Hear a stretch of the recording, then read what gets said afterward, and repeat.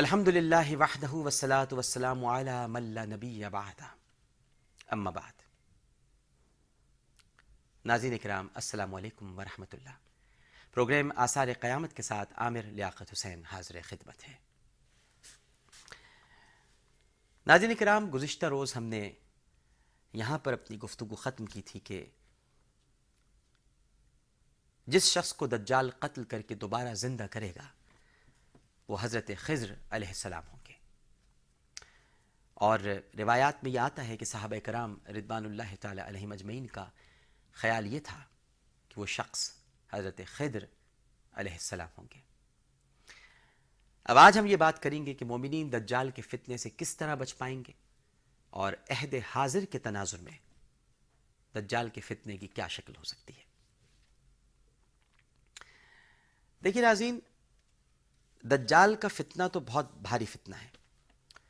اب یہ معلوم ہونا چاہیے کہ وہ کیسے کیسے لوگوں کو اپنی طرف راغب کرے گا، کیا کیا وہ معاملات ایسے ہوں گے، اور وہ کیا کچھ کرے گا کہ لوگ اس کی طرف متوجہ ہو جائیں گے۔ دیکھیں، دجال پیدائشی اندھوں کو بینا کر دے گا۔ کنز العمال میں حضرت عبداللہ رضی اللہ تعالی عنہ بیان کرتے ہیں کہ دجال ان مادرزاد اندھوں کو بھی بینا کر دے گا جن کے علاج سے بڑے بڑے طبیب عاجز آ جائیں گے۔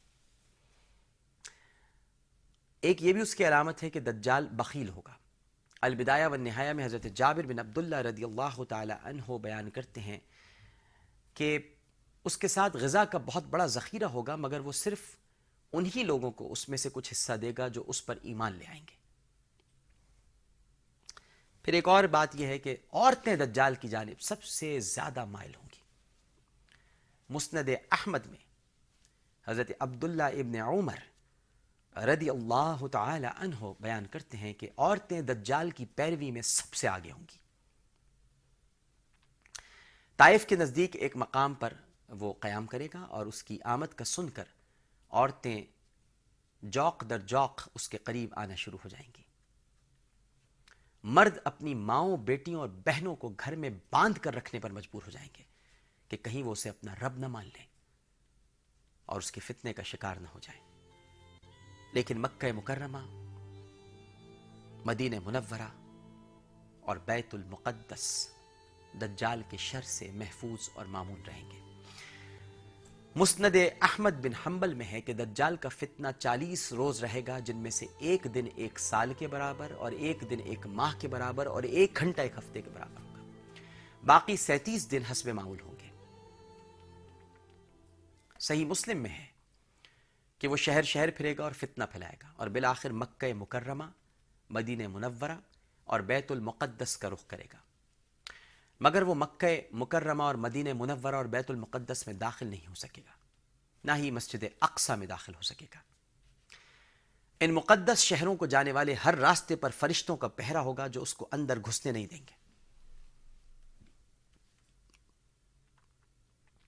متفق علیہ حدیث میں حضرت انس رضی اللہ تعالی عنہ بیان کرتے ہیں کہ نبی کریم صلی اللہ علیہ وآلہ وسلم نے ارشاد فرمایا کہ کوئی شہر ایسا نہیں ہے جہاں دجال نہ پہنچے سوائے مکہ مکرمہ اور مدینہ منورہ کے۔ ابن ماجہ میں ہے کہ وہ مدینہ طیبہ کے باہر احد کے عقب میں ایک مقام پر ٹھہرے گا۔ اس وقت مدینہ منورہ میں 3 زلزلے آئیں گے جو ہر منافق مرد اور عورت کو مدینے سے نکال باہر پھینکیں گے۔ یوں مدینہ منورہ ان منافقین سے پاک ہو جائے گا، اس لیے اس دن کو یوم نجات کہا جائے گا۔ یہ سب منافقین دجال سے جا ملیں گے، اور مدینہ منورہ کے بیرونی علاقوں پر دجال کا غلبہ ہو جائے گا۔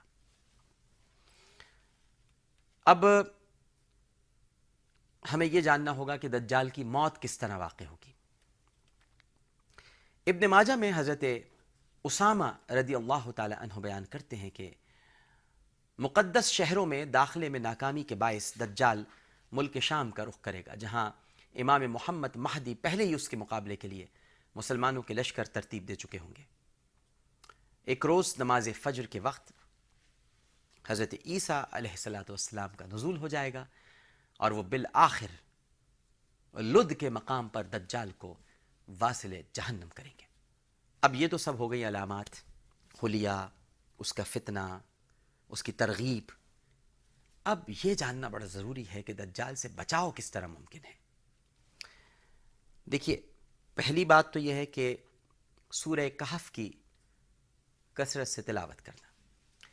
ابن ماجہ میں حضرت ابو دردہ رضی اللہ تعالی عنہ بیان کرتے ہیں کہ نبی کریم صلی اللہ علیہ وآلہ وسلم نے فرمایا، جو شخص دجال پر سورہ کہف کی ابتدائی 10 آیات پڑھ دے گا وہ اس کے شر سے محفوظ رہے گا. حتیٰ کہ اگر دجال اسے اپنی آگ میں بھی ڈال دے گا تو وہ اس پر ٹھنڈی ہو جائے گی.